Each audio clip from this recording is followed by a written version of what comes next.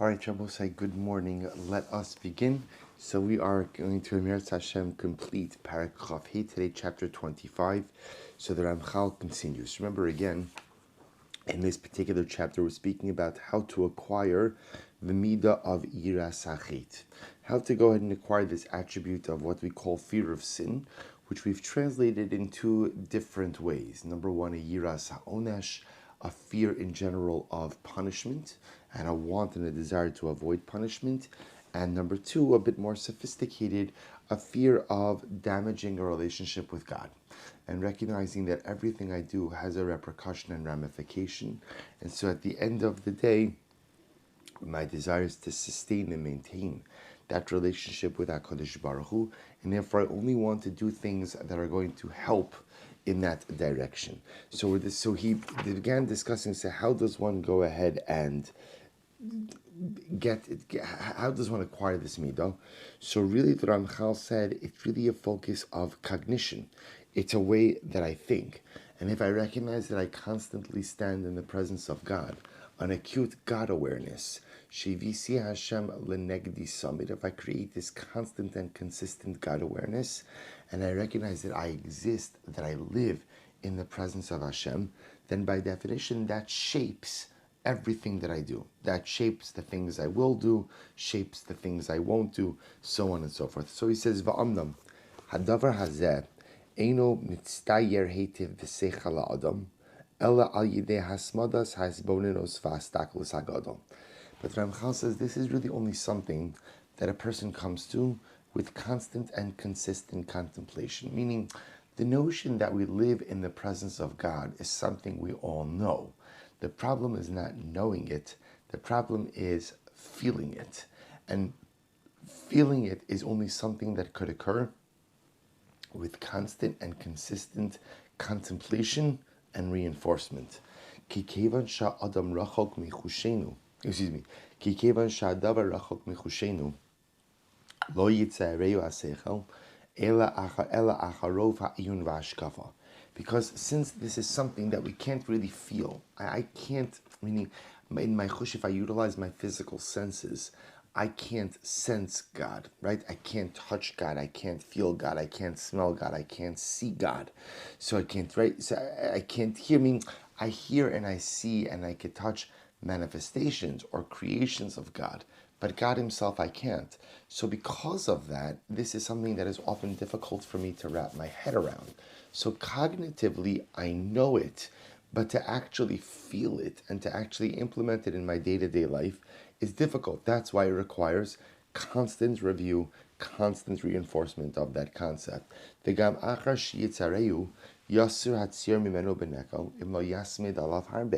It's not only that, but even if a person reaches the level where they have this God awareness, it's so easy for that awareness to be disrupted through a variety of different things, as we're going to see. V'nimtza, shekemo sherov he'esponin hu derach liknos hayira hatmidus, kin hesech hadas ubital ha'iyun hu hamafsid hagadol shala. So we'll say, so of course the issue is that even if a person is able to acquire this midah, right? Even if a person is able to acquire this level through constant contemplation and constant cognition regarding the fact that I live in the presence of God and I'm able to cultivate a God awareness, at the end of the day, it's also sometimes easy to be distracted from this as well. And so you could read her as well, say this in general is the great challenge of ruchnius, the great challenge of spirituality. A lot of other things, once you go ahead and you master it, so to speak, the skill set is yours, right? The person wants to, whatever it is, a person wants to learn a profession.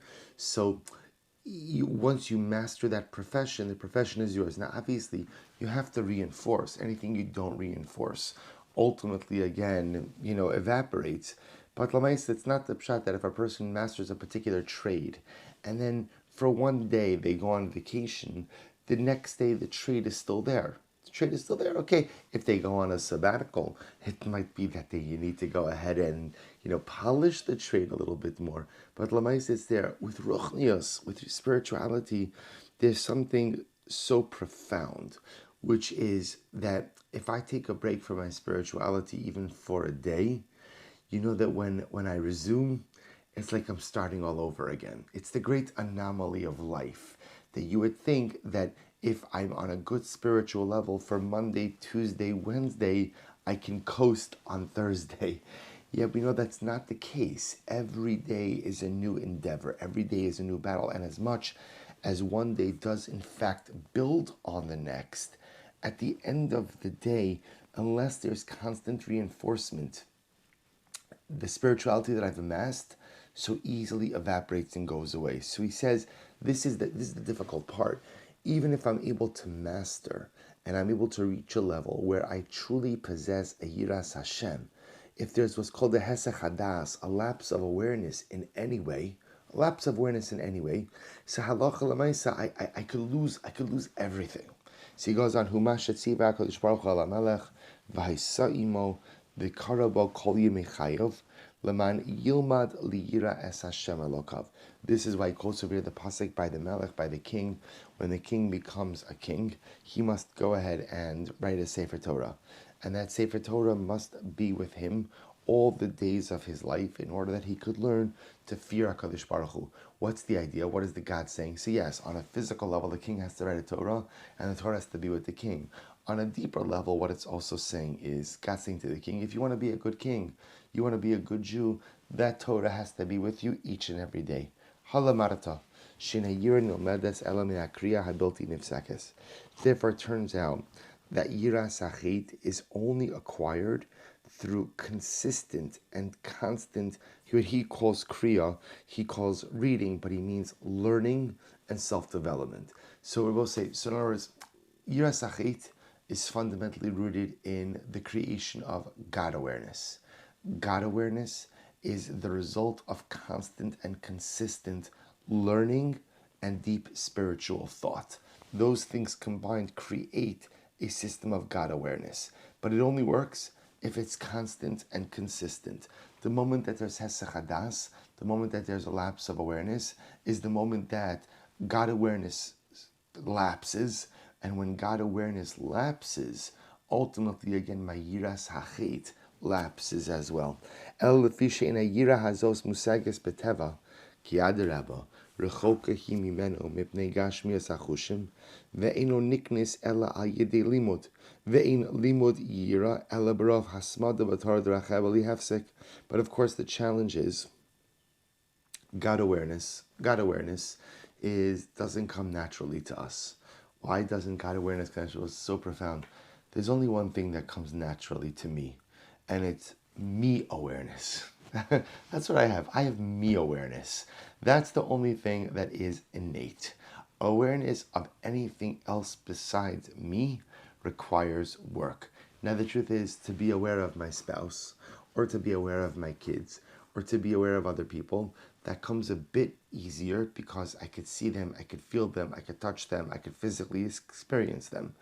But God awareness is so much more difficult because God is not experienceable through the senses. So therefore says Ramchal, the only way to create that again is the learning of Torah, the contemplation of HaKadosh Baruch Hu's presence anywhere and everywhere. That's what creates God awareness, and it's that God awareness that engenders yiras hachit. V'hushia Adam, page Reish Nun Hey, let's finish the chapter. V'hushia Adam isponin uma'ayin bedavar hazeh tamid. Therefore, I will say a person really has to contemplate this at all times. What's the this? The this is that Hashem is an ever-present reality in my life, in anywhere and everywhere. He sees everything, He records everything, He hears everything. There is no action that is too big or that is too small to escape His attention. And when do you have to contemplate this? B'shifto, right when you're sitting. B'lechto, when you travel. B'shachbo, when you sleep. B'kumo, when you get up. Ad sheyikba b'daito amitas hadavar. Until ultimately, again, until the reality of this becomes firmly embedded within you. Dahainu amitas himatze shchinaso yisparach b'chol makom v'hayosenu omdim lefanav mamish b'chalisu b'chol sha'a. And I will say, if you continue to instill, if I reinforce this over and over, then I create an awareness that I am standing before God in every moment and at every time. Va'az yira oso be'emes. And when you cultivate that awareness, ultimately, again, that is when a person is led to a true yiras Hashem. V'umasha omer David HaMelech, v'hu masha haya David HaMelech mispalo va'omer, horeini Hashem darkecha, ahalich ba'amitecha, yachid levavi liyira shemecha. So he's picking up over here on that lashon of yachid levavi, singularly direct my heart, or direct my heart in a singular fashion, liyira shemecha, to revere, to fear your name. So we'll say, as we conclude this parak here, so it turns out that at the end of the day, yira sachit, which means, again, on a basic level, a fear of sin, or I should say a fear of punishment as a result of sin. On a more sophisticated level, yira sachit, ultimately meaning I fear, I don't want to damage my relationship with HaKadosh Baruch Hu. How do I acquire that? How do I acquire that midah? So that Ramchal explained, ultimately again through God awareness. And how do you cultivate God awareness? Through a constant and consistent learning of Torah, and contemplation and thought about the fact that everything I do is in the presence of HaKadosh Baruch Hu. If I contemplate and I learn, but it has to be consistent, then I acquire this midah of yira. And if I acquire this midah of yira sachit, then ultimately, hopefully, I avoid negative activity. But more importantly, I ask myself, what is going to help my relationship with Hashem? And I'll do that. And what will damage my relationship with HaKadosh Baruch Hu? And I avoid that. So we'll stop here. In Meretz Hashem, tomorrow we begin a brand new shar, a brand new midah, and the midah of Kiddusha, the midah of holiness. Really very special parak ahead of us. Shkoach, will stop over here.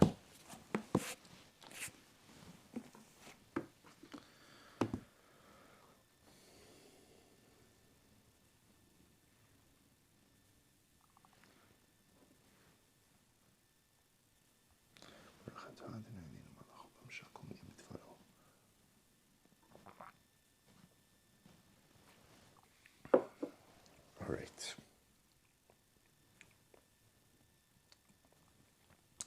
All right, Shabbos, say, let us begin. A beautiful daf ahead of us. They were actually Meretz Hashem B'Shat Tov Mitzlachos, finishing the parak today.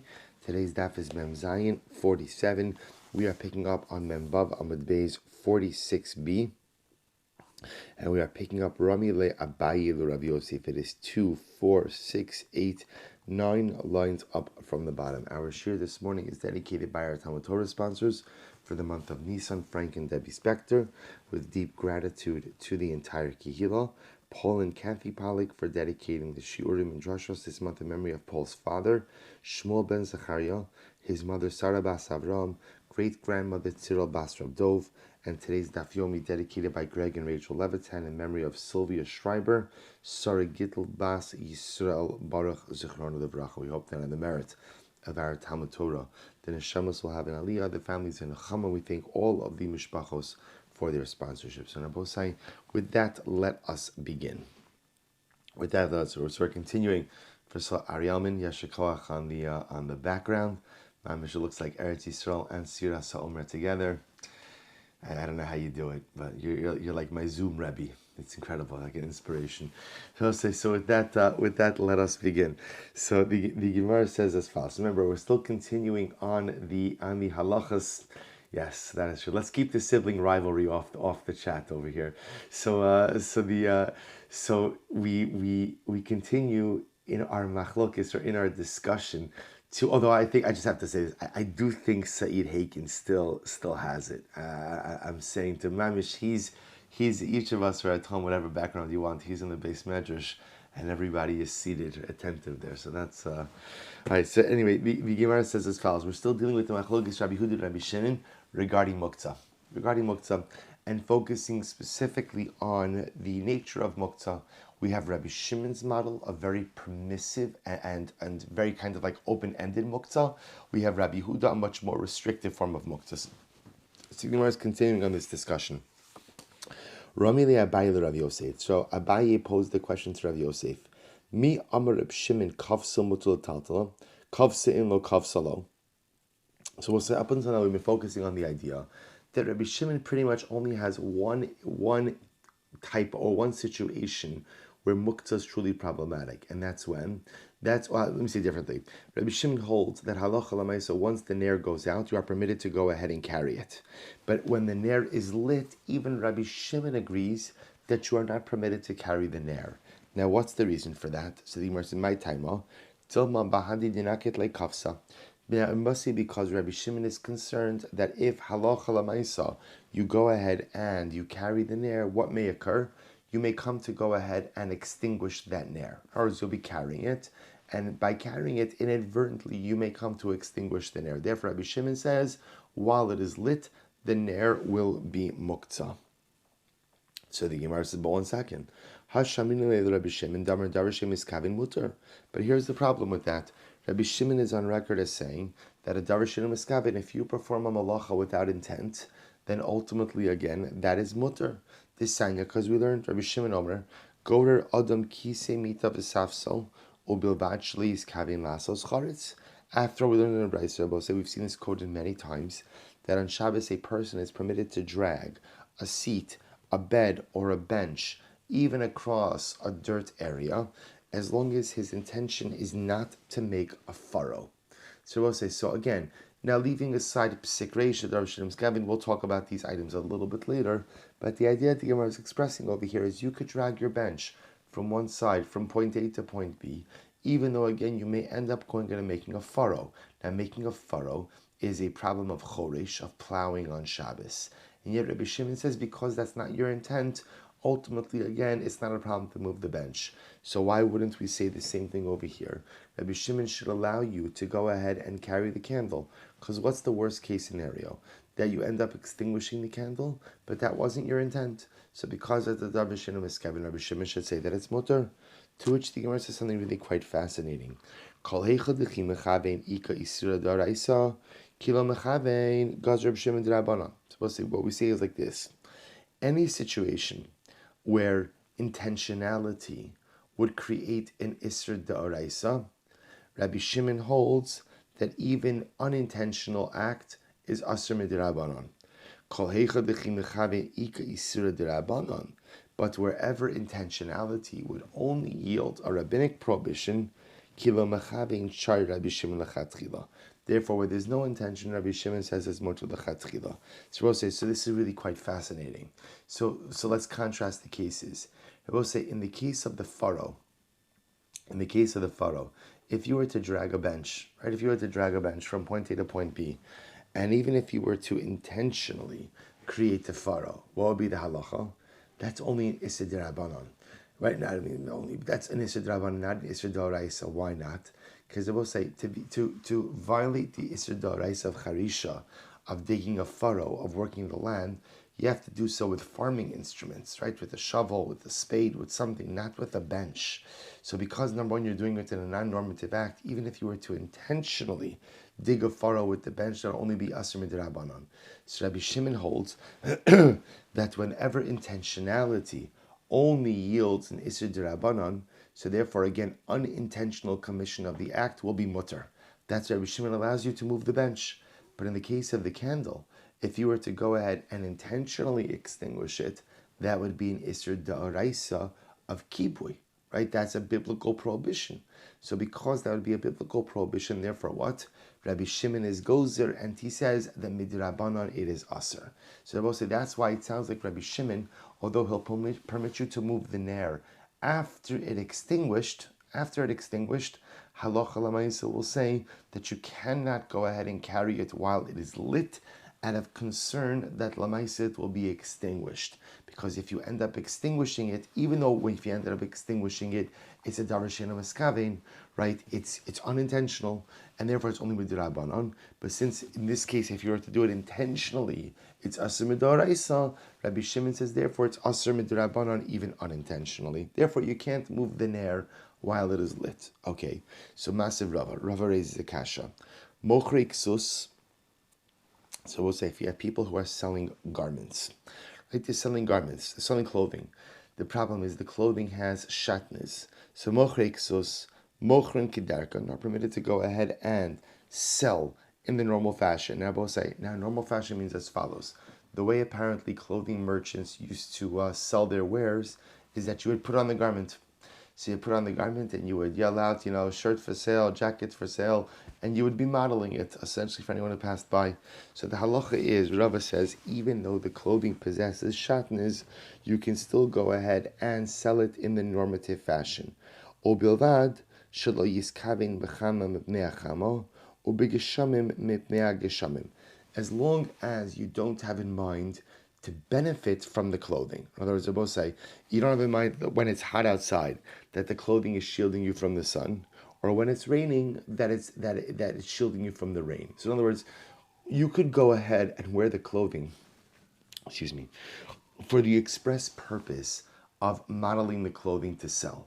But what you can't do is get actual clothing benefit from the clothing, as that would be benefiting from shatnez. That's nuin, but those who were exceptionally modest, mafshilin b'makya lacharehen. But the modest ones would not even wear the clothing. Instead, what would they do? They would put the clothing on a stick and hold the stick in back of them, thereby showing their wares, but not wearing the shatnez. Ay v'ha-ha-ha, dechi mechavin iser da'araisa ika, kilo mechavin shar Rabbi Shimon lechatchila. But here's a problem.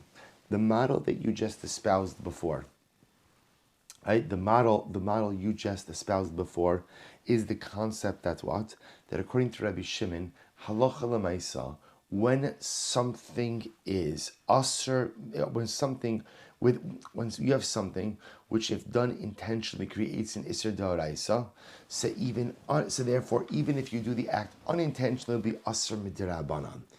So this case over here, if you were to intentionally put on the clothing, it would halacha l'maisa be an iser da'araisa. If that's the case, then even when you're doing it unintentionally, in other words, here, if I'm putting on the clothing to just hack the wares, right? So then at the end of the day, I'm not intentionally getting hana from shatnez, but yet it should still be asr midirabanan. Yet over here, Rabbi Shimon is saying that it's totally mutter. So what's the pshat? What we're doing now is we're looping back. So therefore, Rabbi Shimon's prohibition to go ahead and carry the ner when it's lit must be based on something else. Therefore, Ella Amarava, top of Mem Zayin, Hanach Lener Shemen Upsila, Hoil Dinaase Basis Ledavar Ha'aser. So we'll say at the end of the day, the reason you cannot carry the ner, says the Gemara, is because the ner itself becomes a basis, a base, to something which is prohibited. I will say, what's prohibited? It is the flame itself that is. You cannot handle a flame on Shabbos, right? Why can't you handle a flame on Shabbos? The flame is muktzah, right? The flame itself is prohibited for use. Therefore, again, renders it unfit for use, or you're unfit for handling, lest you come to extinguish it. So we'll say, salachically, according to Rabbi Shimon, we view the wick, the oil, and the ner, the earthenware vessel itself, all as the basis, all as the base, ultimately again for the actual flame itself. So because all of that becomes the base for the ner, therefore you can't handle it. That's Rabbi Shimon's logic. When the ner is lit, everything else, the wick, the oil, and the utensil itself all become the basis, all become the base for the flame, and therefore cannot be used. Of course, that only applies when the flame is lit. Once the flame is extinguished, halacha l'maisa, there is no problem to go ahead and carry the utensil. Amar Rabbi Zera, Amar Rabbi Asi, Amar Rabbi Yochanan, Amar Rabbi Chanina, Amar Rabbi Ramunus. So let's listen to this. So Rabbi Ramanus came along and he said the following: Li hiti Rabbi letaltel machta ba'afra. So Rabbi Ramanus comes and he gives testimony. So we'll say, so what we just established is that according to Rabbi Shimon, we've already known this before. Rabbi Shimon allows you to carry a ner once it's extinguished. Why can't you carry it when it's lit? Ultimately, again, because the ner becomes what's called a basis ledavar ha'aser. The ner itself becomes a base to a prohibited item, the prohibited item being the flame itself. Good. Rabbi Ramanus now gives testimony. And what does he say? Li hiti Rabbi letalto machta ba'afra. Rabbi allowed me to carry, machta literally is like a pan, but not like a frying pan. If you could imagine like the pan that the Kohen Gadol would use to carry the incense in the Beis Hamikdash, right? So it's kind of like a short shovel, right? So you would have a longer handle, and there would be like a pan like thing at the end. So they would carry incense on this. So look at Rashi. Amr Rabbi Romanus li hit Rabbi Letaltal machta shalavona ba'afra. Kasakadaitcha ba'afra im afra kamar she'ifer muktzah v'lo hayu tzrichin bo. Vashmo'inon da'agav machta deleka Torah's kliyala teltala im afra. So let's listen to this. So Ramana says as follows. Rabbi would allow me to carry this pan. Now what would be in this pan? So you would go ahead and you would have incense. But there would also be afra, there would be ashes, or really like dust. So there would be, now incense on Shabbos, right? Incense on Shabbos is fine, generates nice smell. The issue over here is Rabbi Romanus is carrying a shovel or a pan with items that are muktzah on it. So Rabbi is allowing me to go ahead and carry the pan, even though again the afer, right? Even though again the ashes are here. So the Gemara, Rabbi Asi, Miyama Rabbi Yochanan Hachi. Did Rabbi Yochanan really permit this? V'hatnan, we learned. Notel Adam. So we'll say. So I just want to be clear. Rabbi Romanus seems to be giving testimony that Rabbi allowed him to carry a pan with muktzah items on it. All there is the afer in this pan, the ashes or the dirt in this pan, and yet Rabbi Romanus is saying, Rabbi allowed me to carry this on Shabbos. So the Gemara says, is this possible that Rabbi Yochanan is quoting this lahalacha? After all, we learned Vatnan, Notel Adam Beno Va'evan Biyado. It was an interesting halacha. You are permitted to pick up your child if your child is holding something muktzah. Let's say my child is holding a stone on Shabbos. The stone is muktzah. I can pick up my child even though, again, my child is holding something muktzah. O kalkala va'evan besocha. Or you could pick up a basket, even though what? There is a stone inside of the basket. Now, va'amara bar bachana am Rabbi Yochanan bekalkala malea peros askinon. They will say, when can you pick up a basket if there's a stone in the basket? That's only if what? There's fruit in the basket as well. They will say, taima de ispeperi, ha less ba peri lo. So that's only true if what? That's only true if halacha l'maisa, there are peros inside of the basket. If there are no peros, then you can't go ahead and lift the basket with the stone. I will say, so just to appreciate what's happening over here. A basket is considered to be a basis, a base to its contents. So what the Gemara is saying is like this. If you have a basket that has a stone in it, so that basket is a basis l'davar ha'aser. It is a base to something which is prohibited, right? Because remember again, the stone itself is muktzah. So if the basket is a base to the stone, then halacha l'maisa, the basket is muktzah as well. So the Gemara is suggesting, when do we allow you to move a basket with a stone? That's only if there's fruit inside the basket as well. Because if there's fruit inside of the basket, then the basket becomes what's called a basis l'davar ha'aser u'ledavar hamutar. The basket becomes then a base to something that is permitted and prohibited. And as long as the basket has something permitted inside of it as well, then halacha l'maisi, you are permitted to go ahead and move it. So says the Gemara, say, and that is halacha l'maisa, right? In general, whenever you have a basis, a base, if all the basis supports or contains is something itself that is muktzah, the entire basis becomes muktzah. If the basis, however, the base contains something that is muktzah and mutar, you are permitted to go ahead and move the base by dint, right? As a result, ultimately, again, of the davar hamutar. So says the Gemara, Ishtomim kisha chada. So Rabbi Romanus did not know how to answer this. Rabbi Chanina didn't know how to answer this. So Shlomo means they were quiet. It's a good kasha. So in other words, how was Rabbi Raman? It's not really Rabbi Raman. It's really Rabbi Chanina.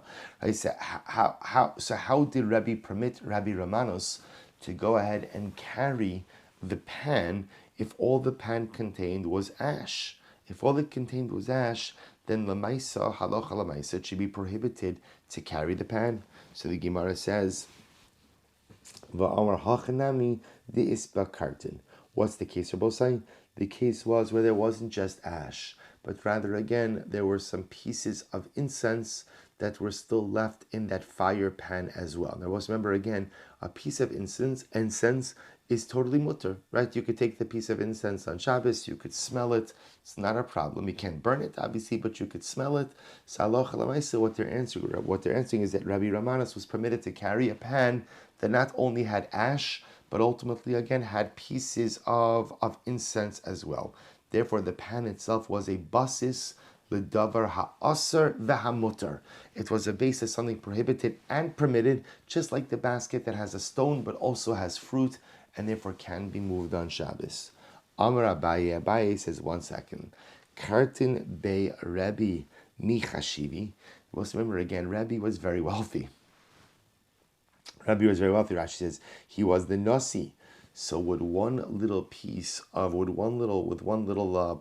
know what the right word is, one little piece of incense be something significant to Rebbe? So b'pashtos, the answer to that, of course, is no. So in general, what we're assuming is as follows. In order for the basis to be considered supporting and serving the davar hamutar, the permitted item has to be what? Has to be something of significance. So if you have a basket and there's a stone, but there's also fruit are significant. But lamaisa, if Rabbi Ramanas is carrying a pan, like the fire pan, and there's ash in it, and there's a little kernel or a little piece of incense, is that significant enough to make the pan into a basis ladavar ha'aser v'hamutar? After all, we learned well, maybe you'll say, well, even though for Rebbe the one little piece of incense doesn't really make all that much difference, for aniyim, for poor people, it would make a difference. For a pauper, one little piece of incense is significant. So the Gemara says, here's the problem.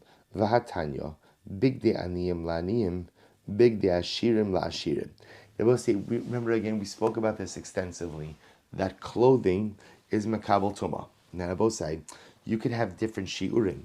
For an ani, for example, a piece of fabric that's 3 finger breadths by 3 finger breadths is already significant and is makabel tuma. Yet for ashirim, for someone who is wealthier, a piece of fabric 3 finger breadths by 3 finger breadths is totally irrelevant and unusable. It is only a piece of fabric that is 3 tfachim by 3 tfachim or more that has significance for the ashir. So also you see something very interesting, that when it comes to the halachas of tumas begadim, the ability for clothing to go ahead and become tameh, that is a relative din, right? That is a relative din that only applies to something that is significant for you based on your station. So if I'm an ashir, then ultimately, again, a piece of fabric, 3 finger breadths by 3 finger breadths, is not makabel tuma. It does nothing for me. So that's what it means when it says, big de aniyim le'aniyim, the clothing for the poor, right, are makabel tuma, in accordance with the standards for the poor. Big de ashirim la'ashirim. And for the rich, it is only clothing that is significant for them that is makabel tuma. Aval da'aniyim la'ashirim lo, but the clothing of the poor are not makabel tuma for the rich. So for example, if you have a wealthy person who has a piece of material that is 3 finger breadths by 3 finger breadths, that piece of material does not become tameh, or is not makabel tuma. So what do you see from here? You see from here that halacha l'maisa will say that when determining quote-unquote significance is relative and subjective. Therefore, going back for just a moment, when it comes to Rebbe, the fact that Rebbe Ramanos has a little kernel of incense in his fire pan, that's irrelevant. Because for Rebbe, one little kernel of incense would be insignificant. So because Rebbe that be insignificant, that shouldn't make the fire pan into a basis l'davar ha'aser v'hamutar. To which the Gemara says, Ela Amar Abaye, Midi dehavi agraf shalrei. So we'll say, this is incredible. So Abaye says, you're right. The truth is, why was Rabbi Ramanos permitted to go ahead and transport the shovel? Because the shovel was literally like graf shalrei. I will say, graf shalrei literally means a bedpan, right? Graf means a receptacle, rei means excrement. So we'll say, what's the halacha? You are permitted to go ahead on Shabbos and remove a graf shalrei, right? You're permitted to go ahead and remove a bedpan. We'll say, why are you permitted to remove if you think about this, why are you permitted to remove a bedpan on Shabbos? After all, again, it's muktzah. It has no use. So we'll say, so Rashi explains, ultimately, again, because it is disgusting, right? Because ma'is alav liroso, it's disgusting for me to have to look at it. Therefore, and again, it could have an odor as well. Therefore, halacha lamaisa, essentially, the rabbis relaxed the law of muktzah to allow the removal of the bedpan. And I will say, just so you understand, this is perhaps one of the most important hilchos muktzah that we have. Why? Because I will say we don't have to take a show of hands, but again, we take out the garbage on Shabbos, right? Why am I allowed to take out the garbage on Shabbos? After all, again, garbage, the ein muktzah gedola mizo, right? That's muktzah. So I'm permitted to take out the garbage on Shabbos, graf shalrei. Because for most of us, it's disgusting to have a full garbage lying around on Shabbos. So I'm permitted to take the garbage from inside, even though, again, the garbage is not lying on my floor. Hopefully, again, it's in a garbage can. But again, if it's full, it's not nice for a person to have Shabbos with a full garbage can. So I'm permitted to take the garbage from inside my house to outside my house. That's muktzah, that's graf shalrei. It's graf shalrei.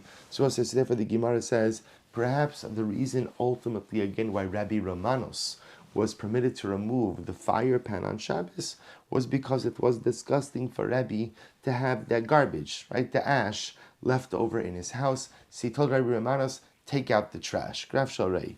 So the Gemara says, here's the problem. Ella Amarava, shtei tshuvas b'dav. Rava says there's two problems with that answer. Number one, chada, graf shalrei mas v'halamas. Number one, we'll say graf shalrei usually refers to something that is disgusting, right? Like a bedpan filled with excrement or garbage, right? But a fire pan, right? A fire pan just filled ultimately again with some ash, that doesn't seem to be something that would be so disturbing that it requires the heter of graf shalrei. Not only that, v'od graf shalrei migli v'hai michsi. Furthermore, I will say, a graf shalrei, part of the reason you could go ahead and remove the bedpan is because it's open and exposed. But I will say, again, interestingly enough, these fire pans that were used for incense were usually covered. Rashi points out that usually what they would do is they would have the pan, then there'd be a covering over the pan. The covering would have holes to allow the aroma to escape. But it's covered. So meaning when the incense finishes burning, it's not like you're sitting there looking at the ash. The ash itself is totally covered. Ela amarava ki havinan be Rav Nachman. So Rava said as follows: Ki havinan be Rav Nachman hava mitaltalinon kinuna agav kitma va'af agav diika ala shivreit. So I'll say in a similar story, Rava says that when we were in the house of Rava says when we were in the house of Rav Nachman, we carried the kinura. Rashi says klina choshes shemavin boas ha'or lifnei asram le'ischanim.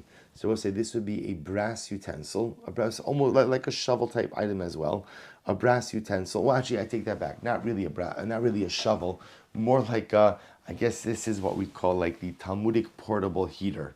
So you would go ahead and you would have a utensil that would have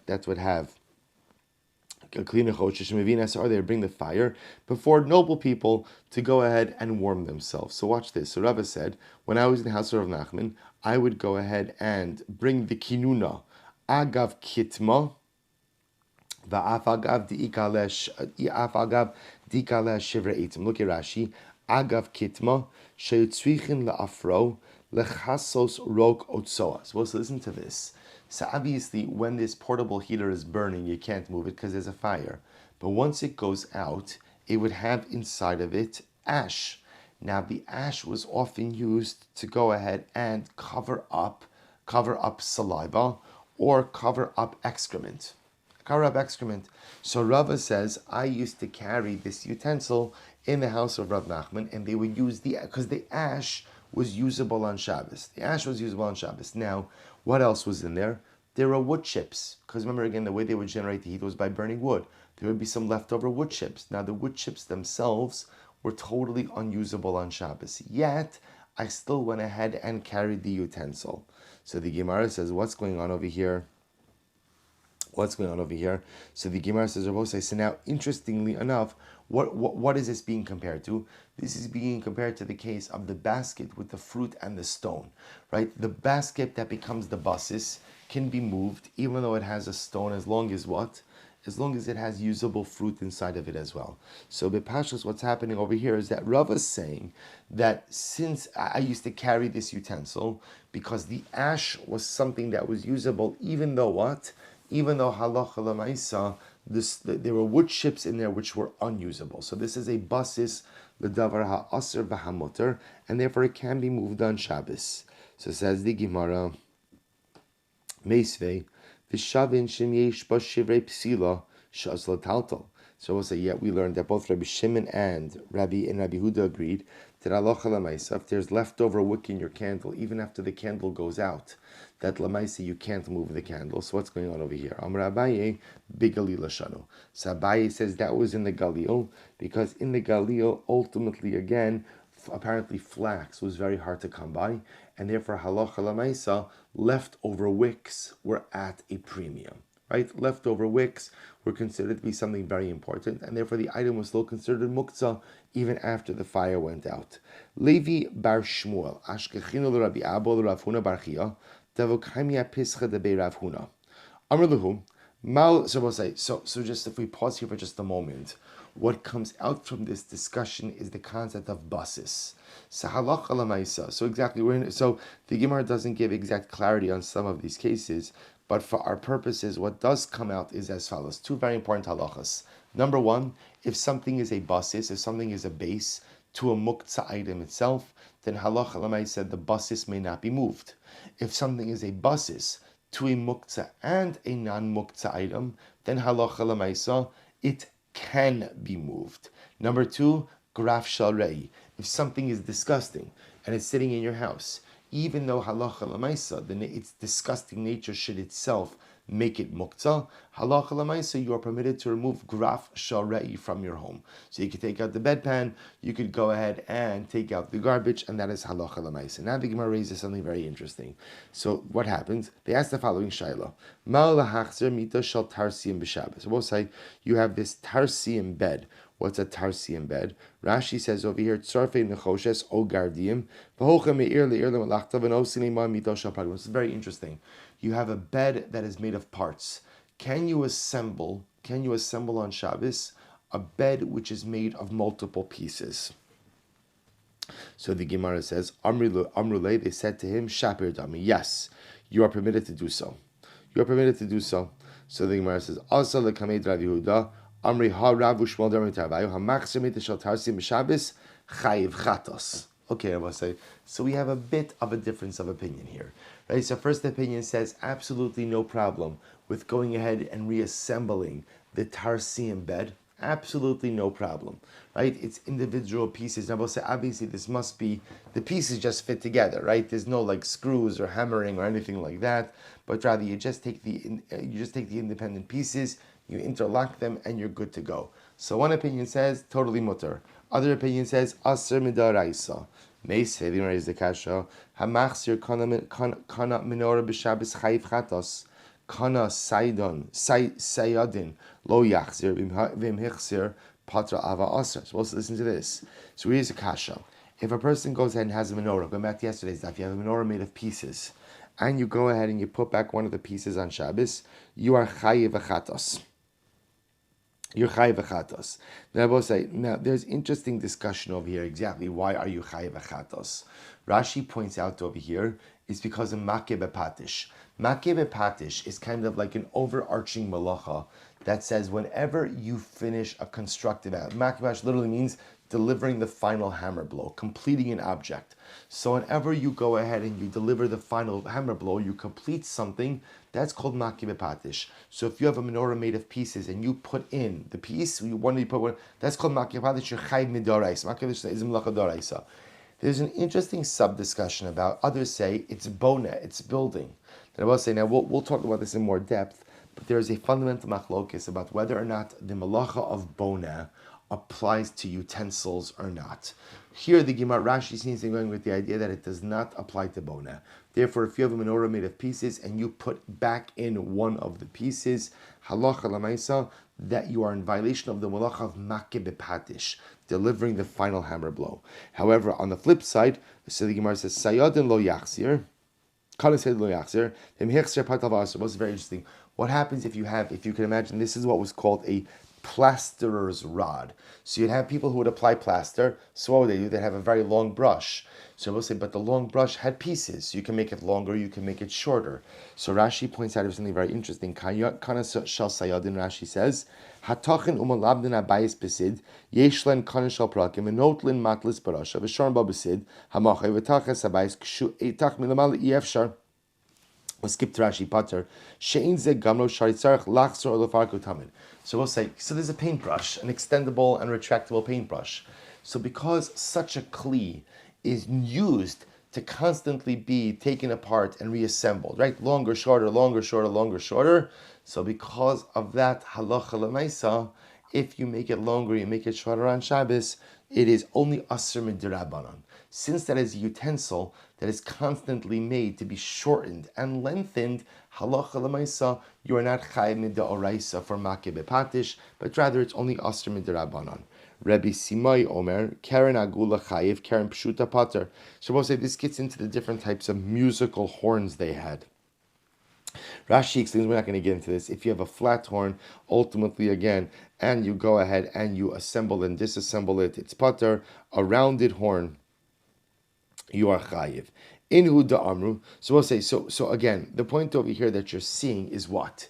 We're trying to figure out what happens when you go ahead and you reassemble something on Shabbos. You have an item that is made of multiple parts, and you reassemble it. The shaila that was asked was specifically with the portable bed.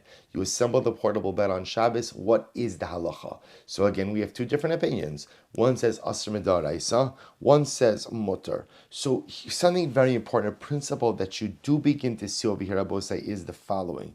The Gemara seems to say is that an item that is made to constantly be assembled and reassembled, there is no problem of makeh bepatish, of constructing such a utensil like that on Shabbos.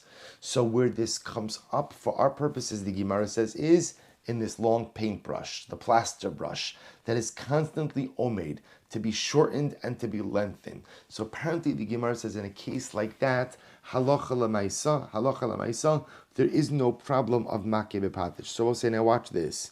So the Gemara says, inu do amar ki aitan. He was like the following tana. This sanya, Milabno samita, ukaro samita, ulevachim shel sakivam, lo yachzir. So we'll say literally again. So milabno samita, and we'll say are like these little like bedpost shoes. So again, because beds often set on dirt floors, you don't want the dirt to erode the wood. So they would put like a little shoe, like you would have like a little insert. You would put the feet of the bed into the shoe. That's called malabno samita. The karo samita are the legs of the bed. Levachim shel sakivim. Rashi says ultimately, eitz katan kamindaf shetokin bekeshes. This was like the notch on a crossbow. So what's the halacha? Lo yachzir. On Shabbos, you should not reassemble these items. Vim hechzir.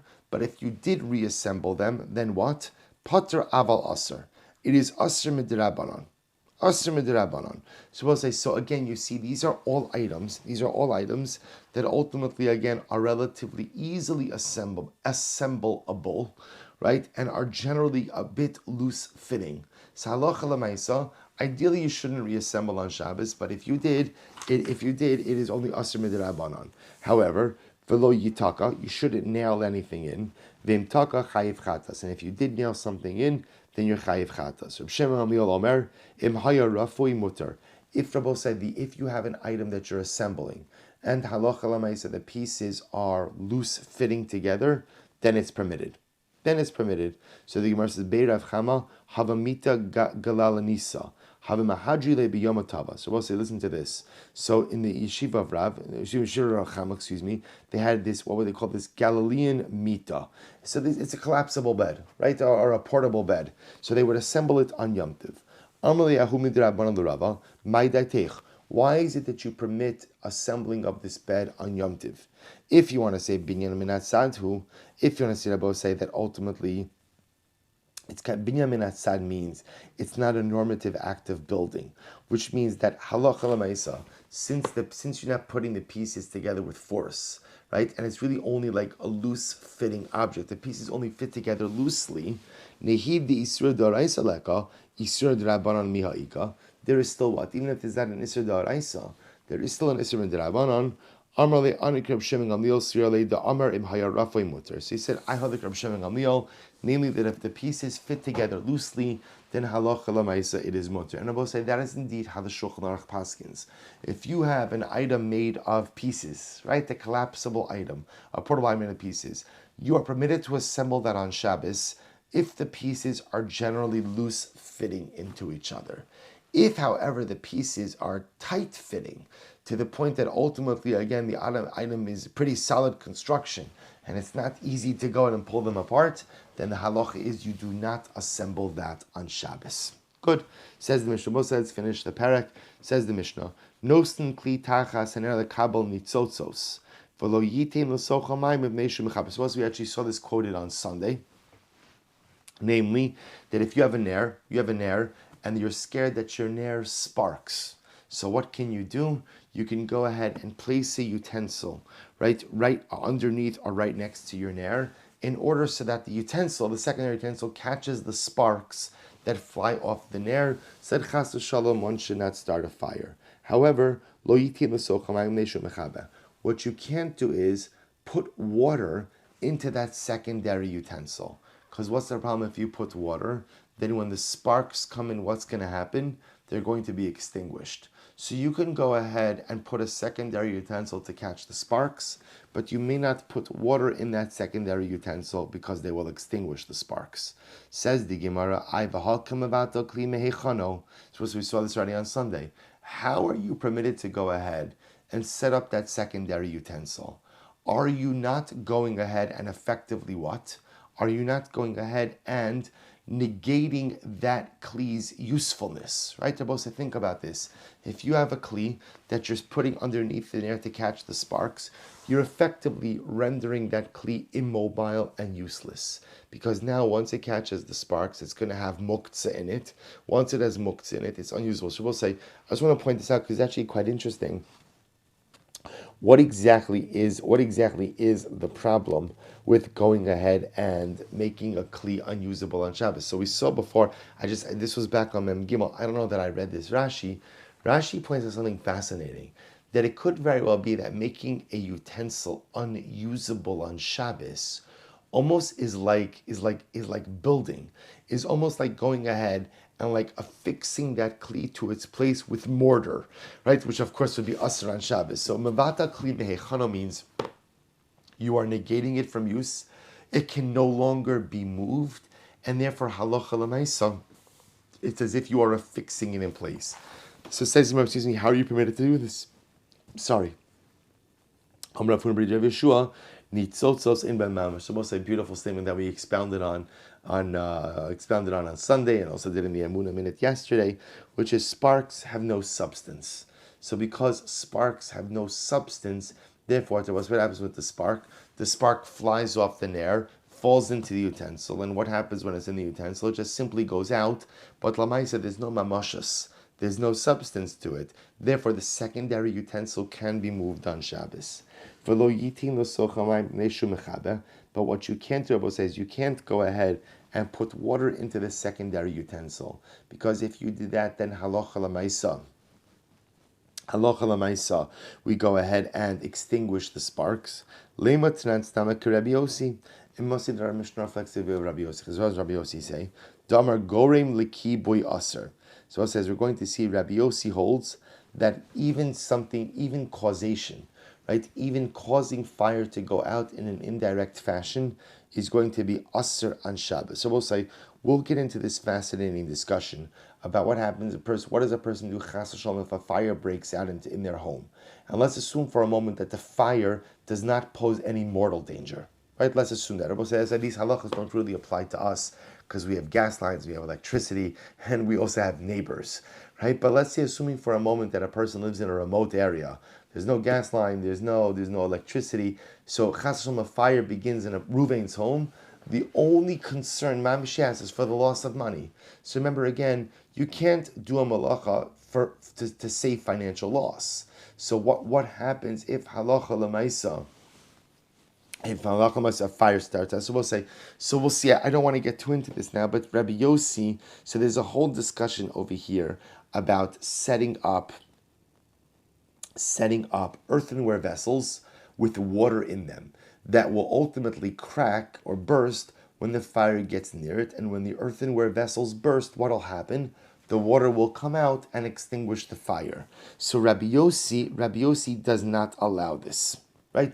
Rabbi Yossi does not allow you to use the type of vessels that will burst with contact with fire, thereby allowing the water out. That's called gram kibui, causative extinguishing. You can't do that. So I'll say, so apparently it sounds like our Mishnah is saying the same thing. What does the Mishnah say? You can't put water in the secondary utensil that's going to catch the sparks, because then they'll go ahead and extinguish the sparks. So it must be that our Mishnah is reflecting the view of Rabbi Yossi. V'tizbara, but 1 second. Emar Rabbi Yossi b'Shabbos, be'erev Shabbos miyamar. I will say, remember again, when are you setting up this second utensil? We assume that you're setting it up on Erev Shabbos. When does Rabbi Yossi say you can't engage in a causative act of extinguishing a fire? That's on Shabbos itself. But Rabbi Yossi would seemingly allow you to set up a process on Erev Shabbos, even if that's going to result in a causative extinguishing on Shabbos itself. So the Gemara says, V'chitema hachinami b'Shabbos. Maybe you'll say the Mishnah is talking about Shabbos. The Mishnah is telling you that you can't put water in the secondary utensil on Shabbos itself. But is that true? V'atanya, we learned, Nostin kli tachas on the kabanitzot b'Shabbos. You can go ahead and put the utensil underneath your nair to receive sparks on Shabbos. Vein sarach lomar be'erev Shabbos, and of course it goes without saying that you can go ahead and put that secondary utensil underneath the nair on Erev Shabbos. V'lo yitin v'socho mayim mipnei shumechabe. It's me'erev Shabbos vein sarach lomar Shabbos, and you are not permitted to put water in that secondary utensil even on Erev Shabbos. And it goes without saying that the same is true for Shabbos itself. So both says this is really quite dramatic. It sounds like that you can't halacha l'maisa put water in the secondary utensil even Erev Shabbos. Ela Amar Ravashi afilu tema rabbanon shiny hacha mipnei shemekarev es kibuyav. Ultimately, again, I both say this case is different. Why? Because halacha l'maisa, you are hastening the extinguishing process. Rashi says, "Shemekarev es kibuyav zman kibuy lehedya v'havele mechabe mamish ihavi yav le b'Shabbos." So I say, so ultimately, again, because you are hastening, ultimately, again, the extinguishing. Therefore, again, that's why it'll ultimately go ahead and be usher on Shabbos. So we'll say, so therefore, to do it on Shabbos is unequivocally usher. But apparently, it appears that even to do it Erev Shabbos would be problematic as well. So we'll say, we'll see halacha l'maisa, that idea ultimately of kibui, and again, what you could do with causative extinguishing on Shabbos. We'll see that in a couple of prakim from now. But I will say, but for our purpose, what emerges from this is you can go ahead and place that utensil ultimately again underneath the nair. But what does come out is something very interesting, that on Shabbos, in an ideal sense, we would avoid actively making something muktzah on Shabbos. To be mevatel kli mehechano, that you would avoid on Shabbos. The sparks doesn't cause a problem. Why? Because nitzotzos ultimately, again, less bahen mamish. The sparks don't have any real substance to them. Therefore, they're not mevatel the kli. We'll stop over here. Hadrun alach kira. May Mir Hashem b'shad tova u'mitzlachas have the great zechus to begin the parak of Amet Tomdim. The next topic we're going to deal with is insulation. Insulation. This comes up all the time on Shabbos, with insulating pots, Erev Shabbos going into Shabbos, or for that matter on Shabbos itself. Let me Hashem begin that sugya tomorrow. Yeshikoach and Mazel Tov.